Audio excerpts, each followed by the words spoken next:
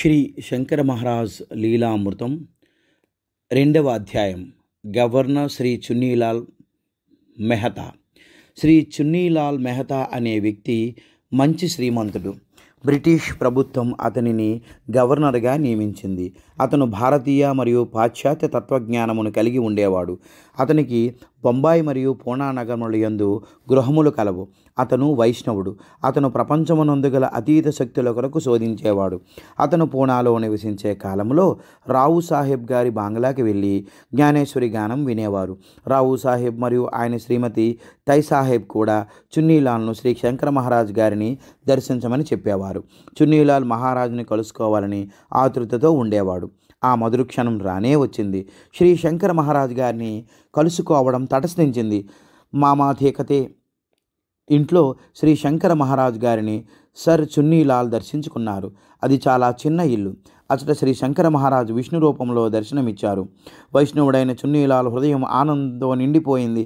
అతని సంతోషానికి అవధులు లేవు. అతని జీవితకాల ఆశ నెరవేరింది.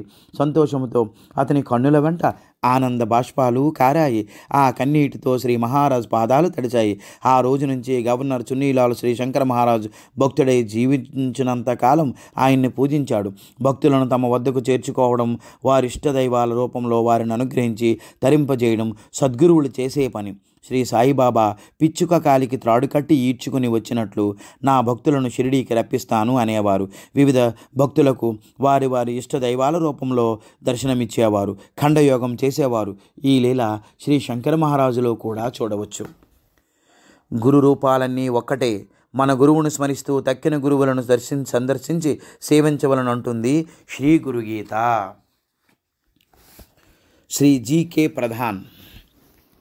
శ్రీ గోపాలరావు ఖండే ప్రధాన్, జీకే ప్రధాన్ శ్రీ శంకర మహారాజు వారి గొప్పతనాన్ని ఇంగ్లాండ్ మరియు జపాన్ దేశాలలో విస్తరింపజేశారు. ఒక విధంగా చెప్పాలంటే శ్రీ మహారాజు తన అవతార కార్యాన్ని ఆయా దేశాలలో ప్రచారం చేయు సాధనంగా వీరిని ఎన్నుకొన్నారు. శ్రీ సాయి బాబా లీలను దాసుకన మహారాజు తన హరికథల ద్వారా ప్రచారం చేసినట్లుగా శ్రీ శంకర మహారాజు గారు శ్రీ ప్రధాన్ని ఉపయోగించుకున్నారు. ప్రధాన్ బాగా చదువుకున్నాడు.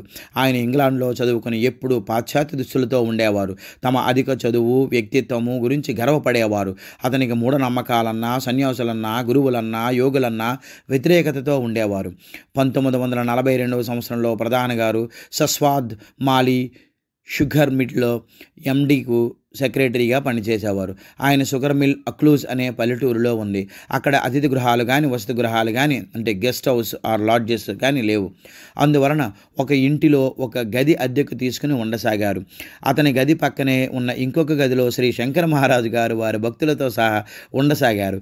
ఆయన పెరిగిన జుట్టుతో, గడ్డంతో ఉండేవారు. ఎప్పుడూ సిగరెట్టు కాల్చుతూ, బ్రాందీ త్రాగుతూ ఉండేవారు. ఆయన భక్తులంతా పేదవారు. ప్రధానికి శంకర మహారాజు గురించి తెలియదు. ఈ గోలంతా భరింపరానంతగా ఉండేది. గది నిండా జనం, సిగరెట్లు, తాగుడు ఒకటే గందరగోళంగా ఉండేది. ఈ వాతావరణం అతనికి చాలా అసహ్యాన్ని, చిరాకును కలిగించేది. అతనికి తన పక్కన జరిగే ఈ తతంగం అంటే చిరాకు కలిగి తట్టుకోలేకపోయేవాడు. ఈ గందరగోళం పగలంతా సాగి రాత్రి కూడా కొనసాగేది. వారి ఆ గోలను ఆపమని అడగకుండా ఓర్చుకొని ఉంటున్నాడు. ఆయన రోజు రోజుకి ఈ గోల చాలా ఎక్కువగా అవుతుండడం వలన ఆ ఊరు వదిలి బొంబాయికి వెళ్ళిపోవాలని నిశ్చయించుకున్నాడు. ఆ విధంగా ఆలోచించిన మీద ఒకరోజు తన బ్యాగు తీసుకుని గది నుండి బయలుదేరాడు. బస్ స్టాప్కి వచ్చి బస్సు కొరకు వేచి ఉన్నాడు. బస్సు వచ్చే జాడలేదు. చాలా సమయం గడిచిపోయింది. అతను చాలా సందిగ్ధంలో పడిపోయాడు.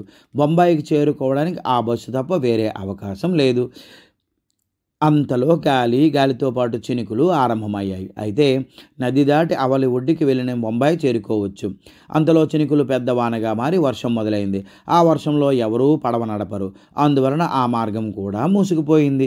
తిరిగి గదికి వెళదామంటే అతనికి ఇష్టం లేదు. అందువలన వర్షంలో తడుస్తూ ఒక చెట్టు క్రింద తన బ్యాగుతో సహా నిల్చుని ఉన్నాడు.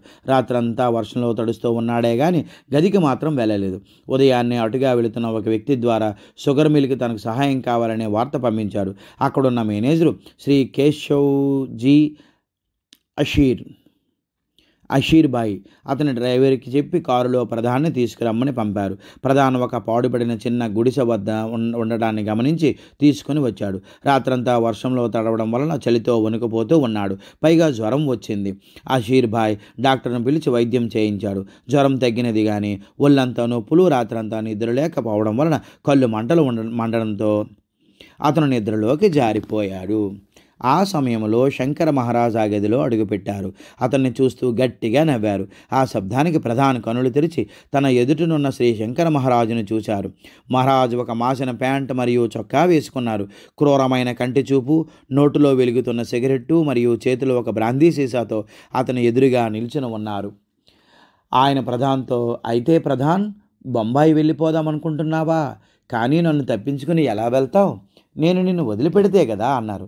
ప్రధానికి తట్టుకోలేనంత కోపం వచ్చింది. శ్రీ మహారాజ్ దానిని లక్ష్య పెట్టకుండా అతని రేడియోతో ఆడుకున్నారు. అది చూస్తూనే ప్రధాన్ పట్టరాని కోపంతో, దాని గురించి నీకేమైనా తెలుసా? సర్వనాశనం చేద్దామనుకుంటున్నావా? నీ ఆకారం ఒక యోగిలా లేదు. నువ్వు ఒక కపట సన్యాసివి. నిన్ను నమ్మిన ఈ అమాయక ప్రజలను చూసి జాలి పడుతున్నాను అని అంటుండగా మేనేజర్ అషీర్ బాబా కల్పించుకొని, ఆయన్ని అలా అవమానించవద్దు, ఆయన నిజంగానే గొప్ప యోగి అన్నాడు. అందుకు ప్రధాన్, ఇటువంటి వారి గురించి మాట్లాడడం కూడా సమయాన్ని వృధా చేయడమే అవుతుంది. ఇటువంటి అసత్య యోగిని ఎందరినో చూశాను.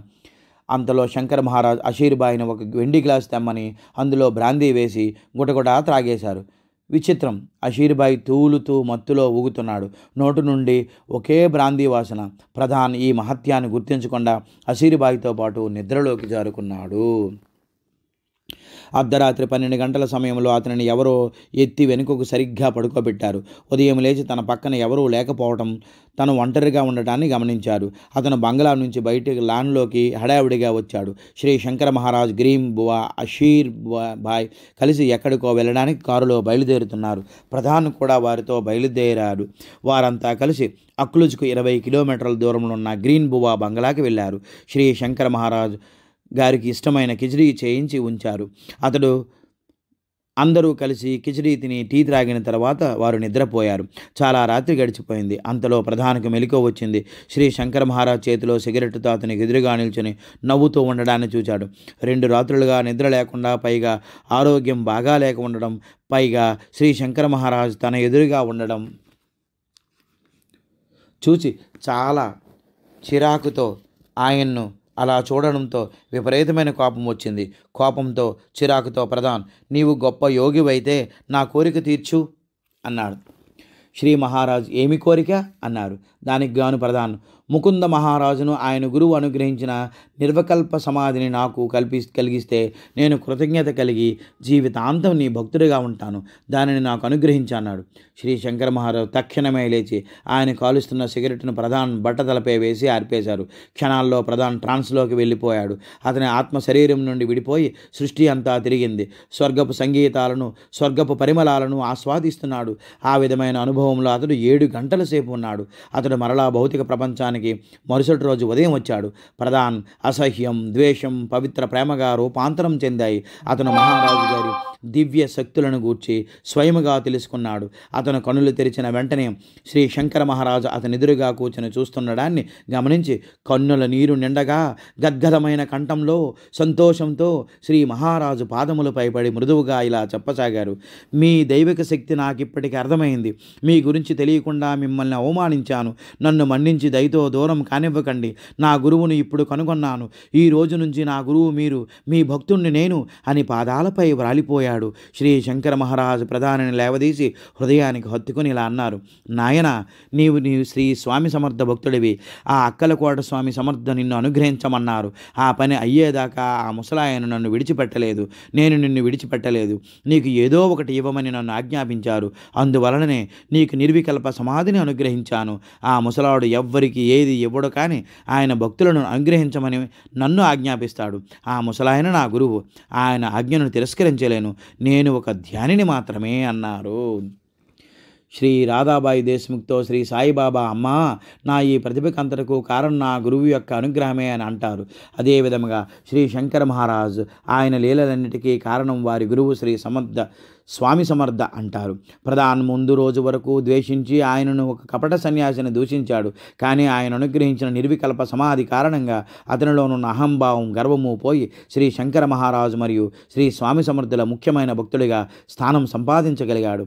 అతని పూర్వజన్మ సుకృతం వలన మొదటి కలయికతోనే అతని జీవిత కాంక్ష అయిన నిర్వికల్ప సమాధి అనుగ్రహించబడినది. శ్రీ స్వామి సమర్థ మరియు శ్రీ శంకర మహారాజ్ భక్తులలో ప్రముఖ స్థానం పొందగలిగాడు శ్రీ జీకే ప్రధాన్. ఇదంతా ఆయన తన తల్లిదండ్రులకు చేసిన పుణ్యఫలమని భావించాడు. ఓడిపోయిన మృత్యువు. ఒకసారి శ్రీ జీకే ప్రధాన్ నార్వే నుండి జర్మనీకి విమానంలో ప్రయాణించసాగారు. ఉన్నట్టుండి విమానమునకు అనుకోని యాంత్రికపరమైన సమస్య, టెక్నికల్ ప్రాబ్లం వచ్చింది. అంత ఎత్తులో ఆకాశంలో దానిని సరిచేయడానికి కూడా కుదరని పరిస్థితి. పైలట్తో సహా ప్రయాణికులందరూ మృత్యుముఖంలో ఉన్నారు. తప్పించుకోలేనటువంటి పరిస్థితి. ప్రధాన్ కూడా అదే విమానంలో ప్రయాణం చేస్తుండడం వలన అతడు కూడా చావు భయంతో ఉన్నాడు. ఆ పరిస్థితుల్లో అతను తన గురువైన శంకర మహారాజును ధ్యానిస్తూ సహాయం చేయమని ప్రార్థిస్తున్నాడు. అంతలో ఒక విచిత్రం జరిగింది.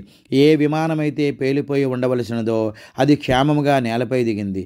ఏ విధమైన ప్రాణ నష్టం జరగకుండా అందరూ క్షేమముగా చేరారు. కొద్ది కాలానికి శ్రీ జీకే ప్రధాన్ భారతదేశానికి తిరిగి వచ్చి శ్రీ శంకర మహారాజు గారిని దర్శించుకున్నారు. బాబూ, విమానంలో ఎందుకంత భయపడ్డావు అని అడిగారు.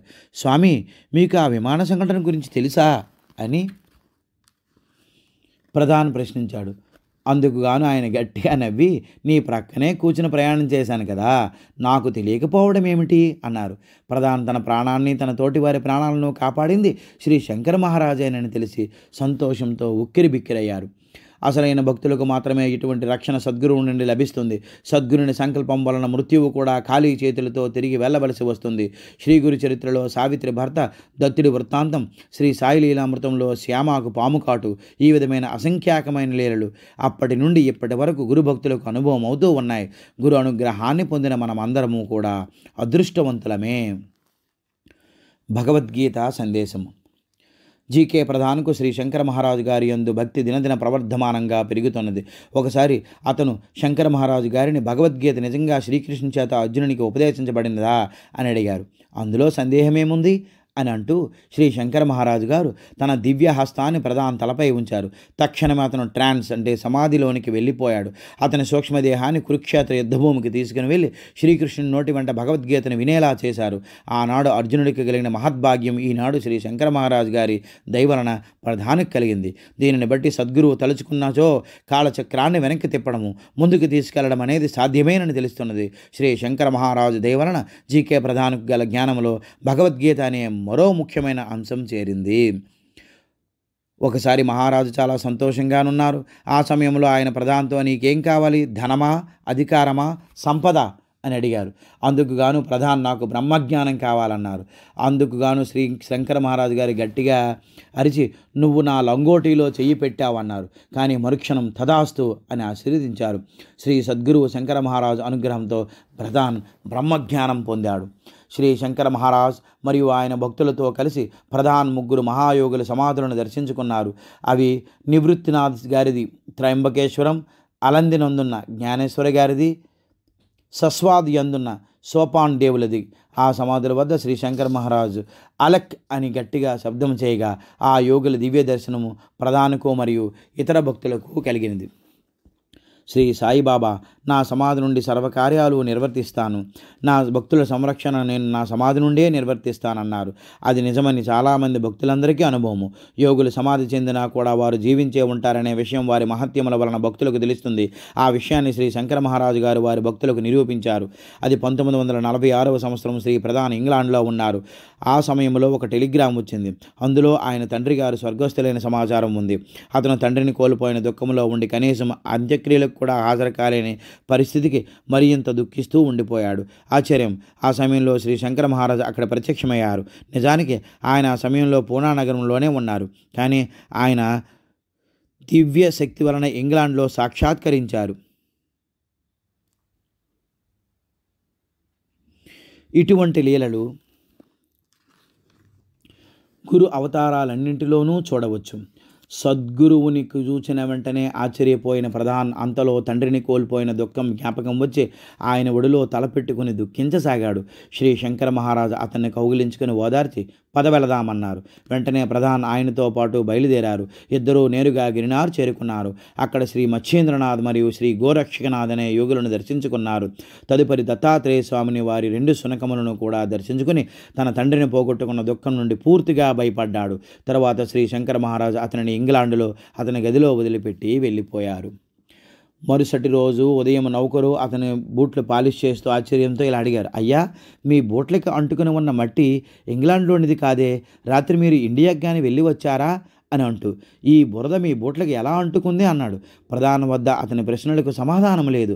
అతడు రాత్రి కలలో కలిగిన దర్శనం అని అనుకుంటుండగా అది నిజమే అని అతని బూట్ల ద్వారా రుజువైంది. అతని ఈ విషయాన్ని ఇంగ్లాండ్లో చెప్పినా ఎవరు నమ్మరు. అందువలన చిరునవ్వుతో బయటికి వెళ్ళిపోయారు. కొద్ది రోజులకు శ్రీ దత్తాత్రేయుని పటం లభించింది. అది అతనికి శ్రీ గిరినారలో కలిగిన దర్శనానికి సరిపోయేటట్లుంది. శ్రీ శంకర మహారాజు గారి సమాధి చెందిన తర్వాత ఒక్కసారి ధన్కావడి వెళ్ళి దర్శించుకున్నాడు.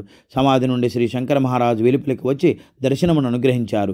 కారణం శ్రీ ప్రధాన్ శ్రీ శంకర మహారాజు భక్తులలో అతి ముఖ్యుడవడమే. హిమాలయ యోగుల చరిత్ర.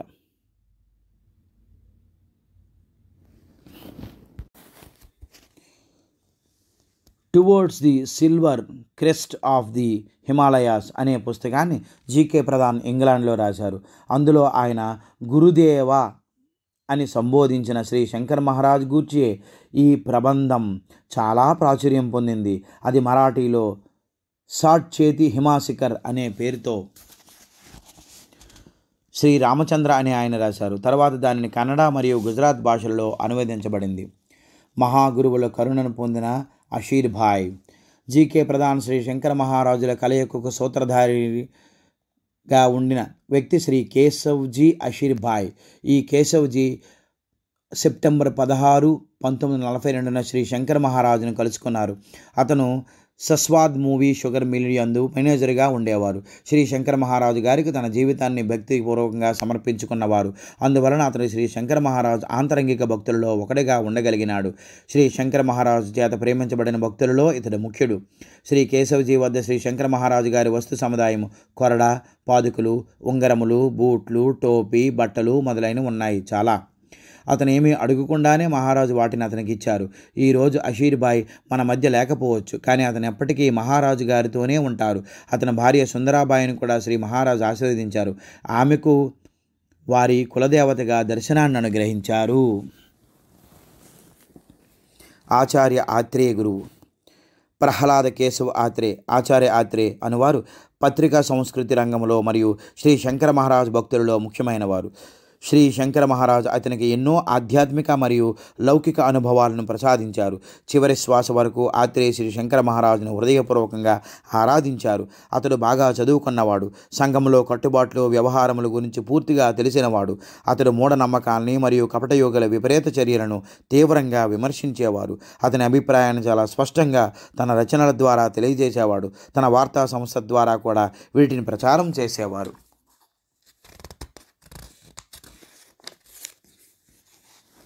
అదీగాక మంత్రుల అవినీతిని, రాజకీయ నాయకుల అవినీతిని కూడా చాలా నిశితంగా విమర్శించేవారు. ఆ విమర్శలను ఎన్నో కోర్టు కేసులు, ప్రభుత్వపరమైన ఒత్తిళ్లను కూడా ఎదుర్కోవలసి వచ్చింది. ఎటువంటి ప్రమాద స్థితిలోనూ ఒక్కసారి కూడా ఆయన జైలుకి వెళ్ళలేదు. కారణం శ్రీ శంకర మహారాజు గారి ఆశీస్సుల పరిపూర్ణంగా ఉండడమే. ఎన్నో ప్రమాదముల నుంచి ఆయనను శ్రీ శంకర మహారాజు గారు రక్షించారు. అటువంటి ప్రేమను పొందుటకు అతను ఎంత అదృష్టవంతుడో కదా.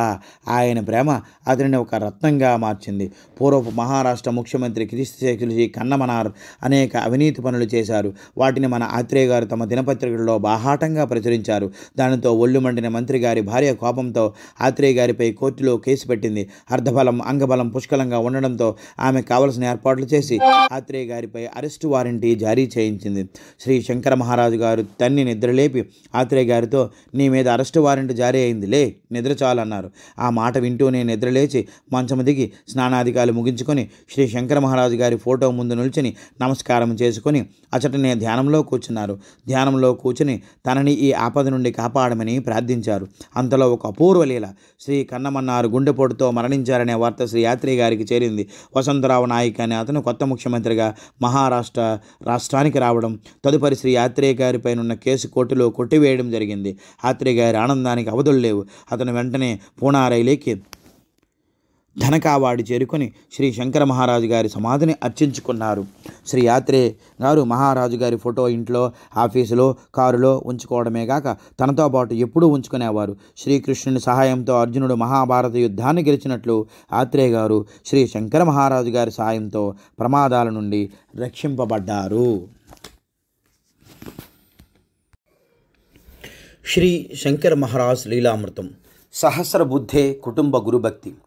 మేలల 2000వ సంవత్సరం శ్రీ ప్రభంజన్ సుభాష్ దేశాయ్ మరియు ఆయన తండ్రి 92 సంవత్సరాల వృద్ధ మహిళను దర్శించారు. ఆమె పేరు శ్రీమతి మనోరమ పురుషోత్తమ సహస్రబుద్ధే వారు ఆమెను కలిసిన సందర్భంలో వారికి శ్రీ శంకర మహారాజుతో గల అనుబంధాన్ని మరియు వారి అనుభవములను వివరించారు. శ్రీ శంకర మహారాజ్ ఆశీర్వాద బలము, శక్తి అపారము. ఆ వయసులో ఆమె చూడటము, వినడము మరియు స్పష్టంగా మాట్లాడగలగడము ఇవన్నీ శ్రీ మహారాజ్ అనుగ్రహమే. ఆమె చివరి శ్వాస వరకు ఈ విధముగానే ఉన్నది. ఆమె చివరి రోజులలో బొంబాయి గ్లాస్ వర్క్స్ వద్ద దాదరులో నివసించేది. అంతకుముందు ఆమె మిద్వాలా ఛానల్, నయానీ రోడ్, ప్రభాదేవి ప్రదేశంలో బొంబాయిలో నివసించేది. ఆమె భర్త పురుషోత్తం సహస్రబుద్ధే. అతను రైల్వేలో ఉద్యోగి. అతను పరమ నాస్తికుడు. ఒకసారి శ్రీ శంకర మహారాజ్ భక్తులతో సహా అతని ఇంటికి వచ్చారు. ఆ సమయంలో అతని పెద్ద కుమారుడు తెలియని జబ్బుతో బాధపడుతున్నాడు. డాక్టర్లు ఆ వ్యాధికి మందు లేదని తేల్చి వైద్యం కూడా ఆపేశారు. శ్రీ శంకర మహారాజ్ ఆశీర్వాదం మరియు మహత్యం వలన అతని రోగము కుదిరి ఆరోగ్యవంతం అయ్యాడు. ఆ లీల చూసిన పురుషోత్తమ సహస్రబుద్ధే అప్పటిదాకా నాస్తికుడుగా ఉన్నవాడు ఆస్తికుడుగాను, శ్రీ శంకర మహారాజ్ భక్తుడిగాను మారిపోయాడు. అతను ఎంత నాస్తికుడంటే కనీసం బూట్లు కూడా విప్పకుండా భోజనం చేసేవారు. ఆ రోజులలో అలా చేయడం మహాపాపంగా పరిగణించేవారు. అతనికి 4 పిల్లలు, 2 తమ్ముళ్ళు ఉండేవారు. అటువంటి నాస్తికుడు మిద్వాలలో తన గృహాన్ని శ్రీ మహారాజు పావనం చేసిన దగ్గర నుండి శ్రీ శంకర మహారాజు పరమభక్తుడు పూర్తిగా ఆస్తికుడుగా మారిపోయాడు. జనాన్ని ప్రోగు చేసి భజనలు చేసేవాడు. ఆ ప్రదేశంలో అసంఖ్యాకమైన భక్తులు శ్రీ శంకర మహారాజు గారికి ఉండేవారు.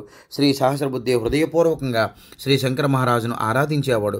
అతను తన శరీర అవసరాలను మర్చిపోయి తీవ్ర సమాధిలో ఉండేవాడు. ఒకసారి అతను శ్రీ శంకర మహారాజును ఆరాధిస్తూ తీవ్ర సమాధి స్థితిలోకి వెళ్ళిపోయాడు. అదంత ఆశ్చర్యకరమైన పరిస్థితి అన్నా అతనికి ఆకలి, దప్పిక, నిత్యకృత్యములు అనే కనీస అవసరాలు కూడా లేకుండా 2 సంవత్సరాలు తీవ్ర సమాధిలో నుండిపోయాడు. ఇంకా ఉద్యోగం అనే ధ్యాసే లేదు. ఈ విచిత్ర పరిస్థితిలో ప్రతి నెల జీతం అందే రోజున ఒక అపరిచితుడు వచ్చి అతని జీతాన్ని అతని భార్యకి ఇచ్చి వెళ్ళిపోయేవాడు. 2 సంవత్సరాల తర్వాత మరలా ఆ వ్యక్తి కనిపించలేదు.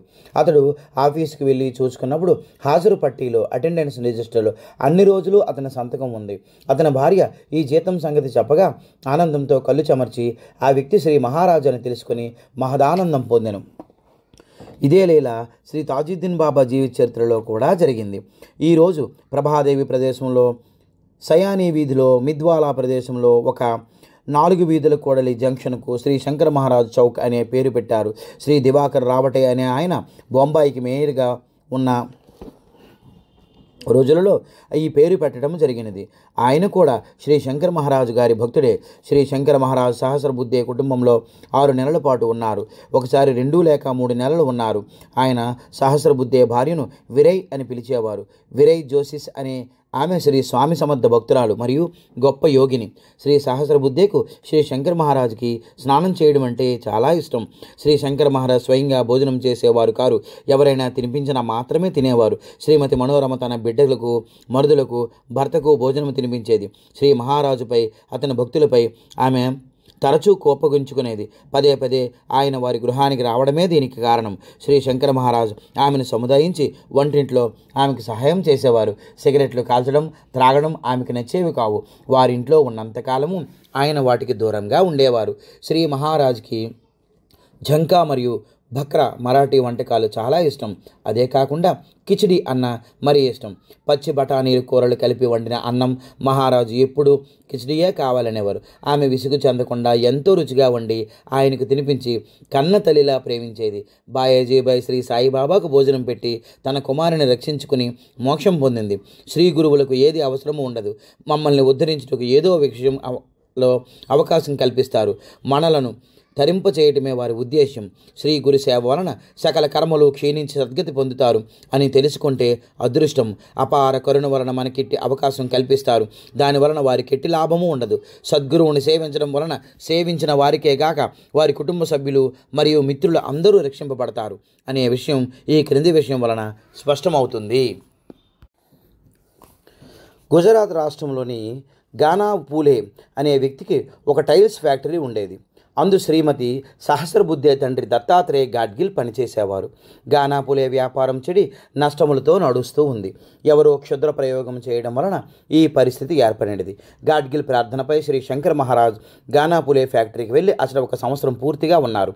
గాడ్గిల్ భార్యకు శ్రీ దత్తాత్రేయ స్వామి విగ్రహం లభించింది. శ్రీ శంకర్ మహారాజ్ ఆ విగ్రహాన్ని ప్రతిష్ఠించి దేవస్థానమును నిర్మించమని ఆదేశించి ఆ కార్యక్రమంలో అచట శ్రీ గురుపాదుకులను ప్రతిష్ఠించారు. అక్కడ జరిగిన క్షుద్ర ప్రయోగములను తీసివేసి శ్రీ దత్తాత్రేయుని ప్రతిష్ఠించి వారికి సుఖ సంతోషములు వ్యాపారాభివృద్ధిని కలుగజేశారు. ఈయన అలవాట్లు అష్టవంకరలు గల శరీరము మరియు చిలిపి పనులు చూసి జనము ఈయనను పిచ్చి పకీరు అని పేరు పెట్టారు. సయ్యాజీరావు గాయిక్వాడ్ మిల్లోని కార్మికులంతా ప్రతిరోజు సాయంత్రం శ్రీ దత్తాత్రేయ స్వామి గుడికి వెళ్ళి దర్శించుకుంటారు. భక్తితో కీర్తనలు భజనలు పాడతారు. ఇప్పటికీ 70 సంవత్సరాలుగా శ్రీ దత్త జయంతి బ్రహ్మాండంగా చేస్తున్నారు. శ్రీమతి సహస్రబుద్ధే స్వయంగా ఈ ఉత్సవాల వేడుకలు జరిపించేది. ప్రస్తుతము ఆమె మేనల్లుడు గాడ్గిల్ ఈ గుడి నిర్వహణ చూస్తున్నారు. అందరికీ ఆ సమయంలో ప్రసాద వినియోగం చేస్తారు. శ్రీ శంకర మహారాజ్ సమాధి చెందుటకు ముందు శ్రీమతి సహస్రబుద్ధేకు స్వప్న దర్శనమిచ్చి తక్షణమే పూనారమ్మని ఆదేశించారు. కారణం ఆయన సమాధి చెందుతామని చెప్పారు. కానీ ఆ సమయంలో స్వాతంత్ర పోరాటం ఉధృతం కావడం మరియు హిందూ ముస్లిం భేదాల వలన హింసాకాండ జరుగుతున్నది. కానీ శ్రీ శంకర మహారాజుపై గల విశ్వాసంతో ఆమె ఒక్కరితే పూనాకు బయలుదేరింది. ఆమె శ్రీ శంకర మహారాజు గారిపై గల భక్తి విశ్వాసంతో రైల్వే స్టేషన్కు చేరుకున్నది. శ్రీ శంకర మహారాజ్ ఆమెకు దర్శనమిచ్చి ఇంజిన్ పక్క బోగిలో నీకు సీటు ఉంచాను అన్నారు. అంతా ఆమె అక్కడికి వచ్చి కూర్చుని క్షేమంగా పూనా చేరింది. 1 టిక్కెట్ తప్ప తక్కిన టిక్కెట్లన్నీ అమ్ముడుపోయాయి. శ్రీ శంకర మహారాజు గారి సమాధికి ముందు ఆమె ఆయన దివ్య దర్శనాన్ని పొందగలిగినది. శ్రీ శంకర మహారాజ్ సహస్రబుద్ధే కుటుంబం వారి గురుభక్తిని అంగీకరించారు. వారిని అన్ని విధములా ఆశీర్వదించి కాపాడారు. వారి కుమారుడికి ఆరోగ్యం ఆయుష్ ఇచ్చి కాపాడారు. పరమ నాస్తికుడిగా ఉన్న శ్రీ సహస్రబుద్ధేని ఆస్తికుడిగా మార్చారు.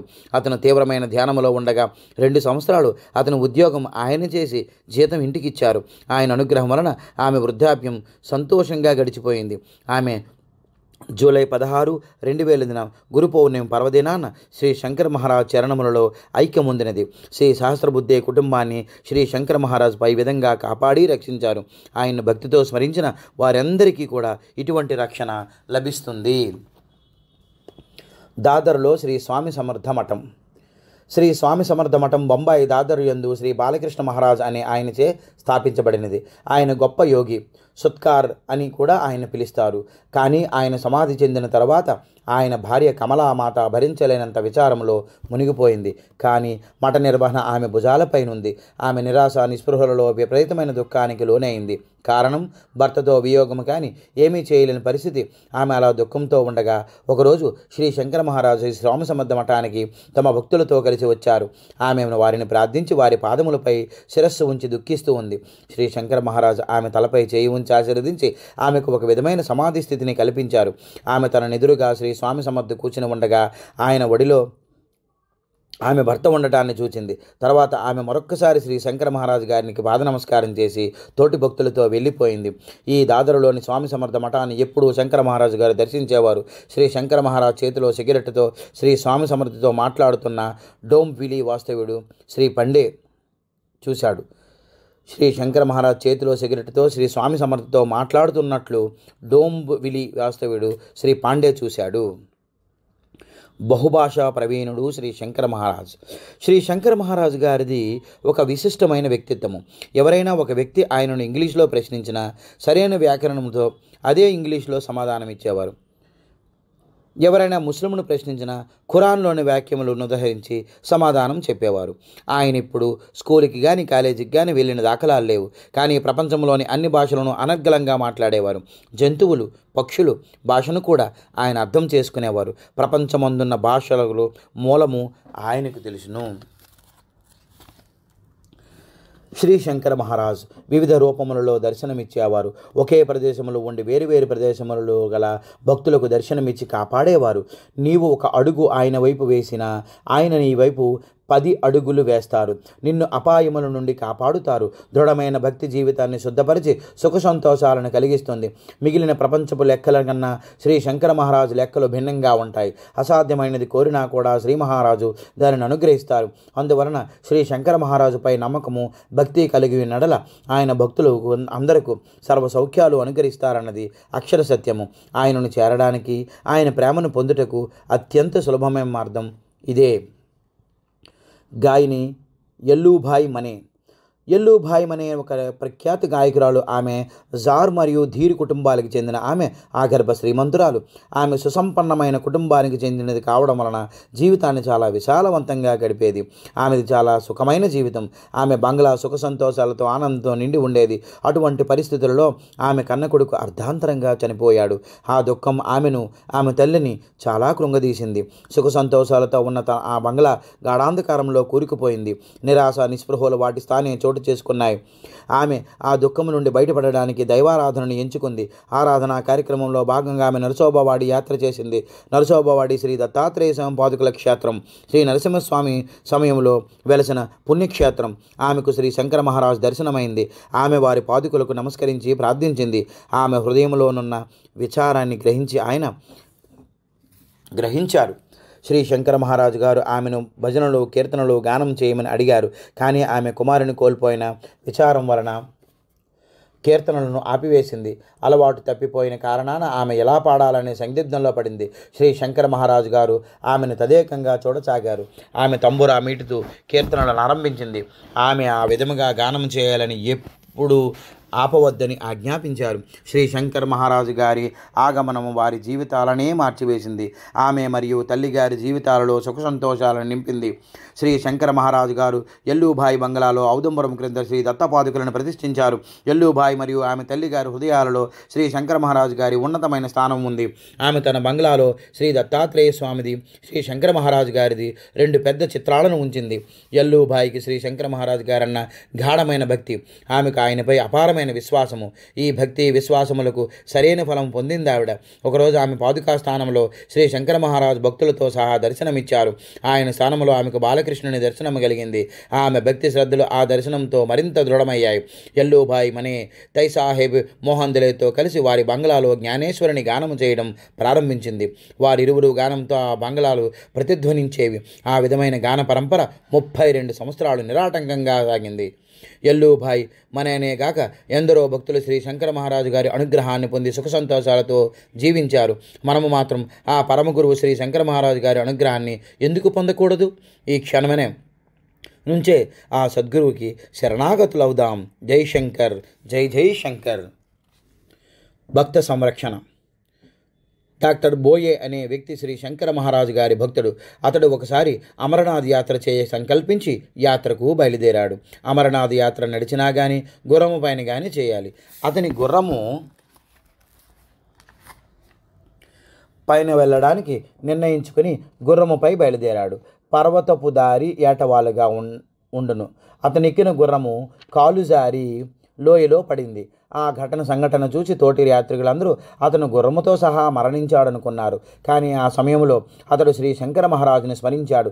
అంతే, అద్భుతం! శ్రీ శంకర మహారాజు అక్కడ లోయలో ప్రత్యక్షమై తన స్వహస్తాలతో గుర్రాన్ని డాక్టర్ బోయేను లేవదీసి పైన నిలబెట్టారు. శ్రీ దత్తాత్రేయుని నామములలో స్మృతిమాత్ర ప్రసన్నాయ అనే వాగ్దానాన్ని అలనాడు ధలాదమునికి వజ్రకవచం ప్రసాదించిన నాటి నుండి ఈనాడు దత్తావతార పరంపరల వరకు అక్షర సత్యంగా కొనసాగుతున్నది.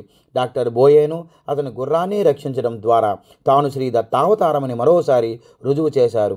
ఇటువంటి లీలలెన్నో దత్తభక్తులందరికీ నిత్యానుభవంగా ఉండడము సహజం. జై శంకర. శ్రీ శంకర మహారాజు గారిది శక్తి. ఇప్పటి వరకు జరిగిన లీలలంటి యందు శ్రీ మహారాజు శక్తిని మనము తెలుసుకున్నాం. మరిన్ని ప్రత్యేకమైన లీలల గురించి మనం ఇప్పుడు తెలుసుకుందాం. ఈ లీలల ద్వారా శ్రీ శంకర మహారాజు సకల దేవతా స్వరూపుడిని, ఆయనే సర్వానికి మూలమని, ఆయన శక్తి అనంతమని తెలుస్తుంది. కాలానుగుణంగా దైవం వివిధ రూపాలతో ప్రకటమవుతూ ఉంటుంది. ఆయా అవతారాల మధ్య తేడాను వెనుకన అందున్న దైవశక్తి ద్వారా ప్రకటమయ్యే లీలలను చూచి శ్రద్ధ, భక్తి, విశ్వాసములతో పూజించడం మన కర్తవ్యం. దైవము ఒక్కటే అన్నది నిరూపించడానికి సద్గురువులు వివిధ రూపాలలో దర్శనమిస్తారు. శ్రీ శంకర మహారాజు చేసిన అటువంటి లీలలు ఎన్నో కలవు.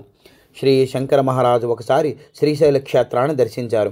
అచటనున్న అనేక పర్వత గుహలలో ఒకదాని యందు ఆయన నిర్వికల్ప సమాధి యందు కూర్చున్నారు. ఆ గుహ నిండుగా నీరు ఉంది.